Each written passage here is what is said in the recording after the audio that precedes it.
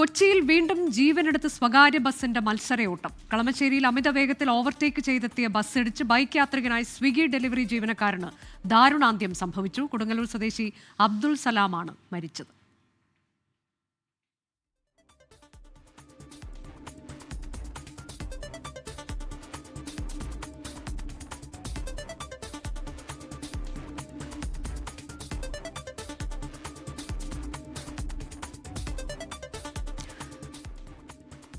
Bus അമിത വേഗത്തിലായിരുന്നോ എന്ന് പരിശോധിക്കുമെന്ന് ഗതാഗത കമ്മീഷണർ CH നാഗരാജു പറഞ്ഞു. എല്ലാ ബസ് ജീവനക്കാർക്കും പോലീസ് ക്ലിയറൻസ് സർട്ടിഫിക്കറ്റ് ഓഗസ്റ്റ് 23 മുതൽ കർശനമാക്കുമെന്നും ഗതാഗത കമ്മീഷണർ പറഞ്ഞു.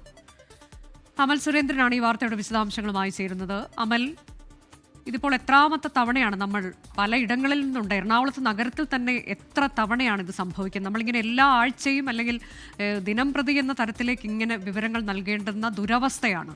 ഇന്ന് സംഭവിച്ചത് എന്താണ്?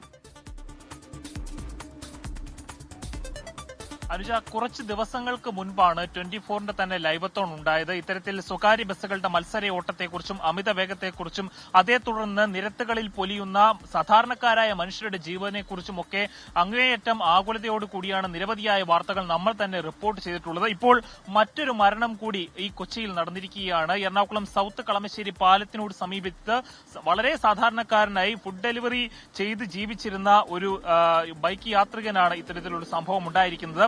എറണാകുളം ഈ ഒരു സംഭവം ഉണ്ടാകുന്നത് അല്ലെങ്കിൽ ഇത്തരത്തിലുള്ള മരണം ഉണ്ടാകുന്നത് ഇത് ആദ്യമല്ല. പക്ഷേ അവരുടെ കുടുംബത്തെ സംബന്ധിച്ചിടത്തോളം അത് വലിയ ഒരു നഷ്ടമാണ്, തീരാ നഷ്ടമാണ്.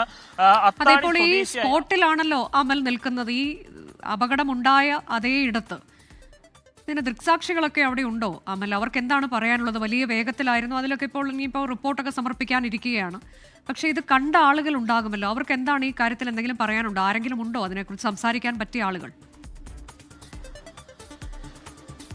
തീർച്ചയായും അനുജ, ഇന്ന് രാവിലെ നമ്മൾ ഈ ഒരു വാർത്ത റിപ്പോർട്ട് ചെയ്യാൻ ഇവിടെ എത്തിയപ്പോൾ ഇവിടെ സമീപ പ്രദേശത്ത് കടകളിലെല്ലാം ഉണ്ടായിരുന്നവർ ഈ ഒരു വാർത്തയെക്കുറിച്ച് നമ്മളോട് അവരുടെ ഒരു കണ്ട വിവരം നമ്മളോട് പറഞ്ഞതാണ്. പക്ഷേ ഇപ്പോൾ നമ്മൾ അവരോട് സംസാരിച്ചിരുന്നു. പക്ഷേ ഈ ഒരു വിവരത്തെക്കുറിച്ച് കൂടുതലായി പറയാൻ തങ്ങൾക്ക് ബുദ്ധിമുട്ടുണ്ട്. മാനസികമായി ആ ഒരു കാഴ്ച അങ്ങേയറ്റം നടുക്കുന്നതായിരുന്നു. അതിനാൽ തന്നെ ആ ഒരു കാഴ്ചയെക്കുറിച്ച് കൂടുതൽ വിവരിക്കാൻ ബുദ്ധിമുട്ടുണ്ട് എന്നാണ് ഈ സമീപത്തെ വ്യാപാരികൾ പോലും നമ്മളോട് പറഞ്ഞത്. ഈ ഒരു ബൈക്കിലാണ് അബ്ദുൾ സലാം ഫുഡ് ഡെലിവറിക്ക് പോയിരുന്നത്. ആ ഒരു ബൈക്ക് നമ്മൾ ദൃശ്യങ്ങൾ കണ്ടതാണ്, CCTV ദൃശ്യങ്ങൾ കണ്ടതാണ്.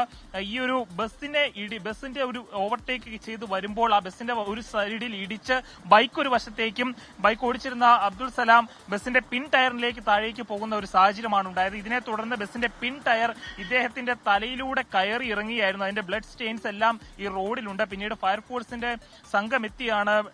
അമിത വേഗത്തിലായിരുന്നു ഈ രണ്ട് ബസ്സുകളും മത്സരിച്ചോടുകയായിരുന്നു. ഞാൻ ഒരു സ്ഥലത്ത് കണ്ടത് പത്തടിപ്പാലം മുതൽ കളമശ്ശേരി വരെ ഈ മത്സരയോട്ടം അവർ തുടരുകയായിരുന്നു എന്നതാണ്. അങ്ങനെയൊക്കെ തന്നെയാണോ ദൃക്സാക്ഷികൾ നമ്മളോട് പറഞ്ഞത് അമൽ?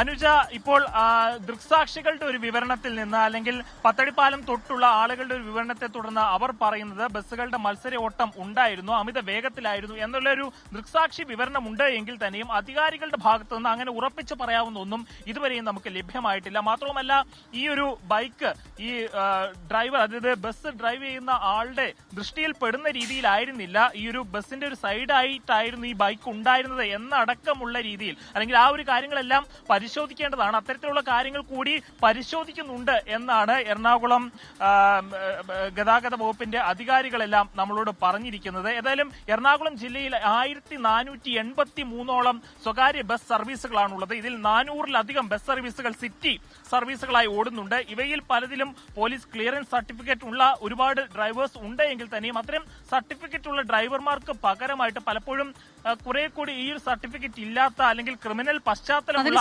അപകടം ഉണ്ടായതിനു ശേഷം എന്താണ് അവിടെ പോലീസിന്റെ ഭാഗത്തുനിന്നുണ്ടായ നടപടികൾ? ഈ രണ്ട് ഡ്രൈവർമാരെയും പോലീസ് അറസ്റ്റ് ചെയ്യുകയും അത്തരം എന്ത് നടപടികൾ ഉണ്ടായി?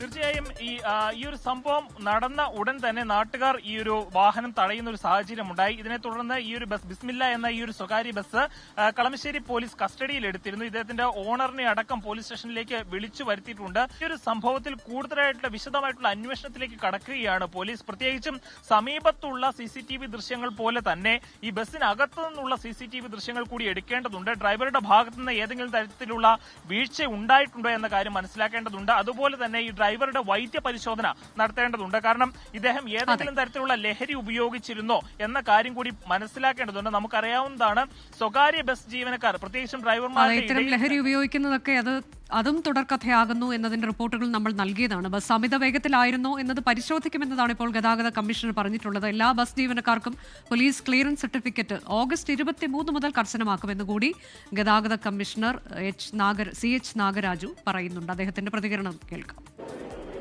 ഓവർ സ്പീഡ് ആണോ അല്ലയോ നമ്മൾ ഓൺലി ഇൻവെസ്റ്റിഗേറ്റ് ചെയ്താലേ മനസ്സിലാവുള്ളൂ. അതിന്റെ GPS, അതിന്റെ ക്യാമറ നമ്മൾ നോക്കിയാലേ അതിന്റെ സ്പീഡ് എത്ര ആയിരുന്നു, ആ റോഡിലെ സ്പീഡ് എത്ര അലൗഡ് ആണ് എന്ന് നമുക്ക് നോക്കാൻ പറ്റും. പക്ഷേ ഇതാണ് എനിക്ക് തോന്നുന്ന ഒരു first impression. Blind spot accident ആണ്.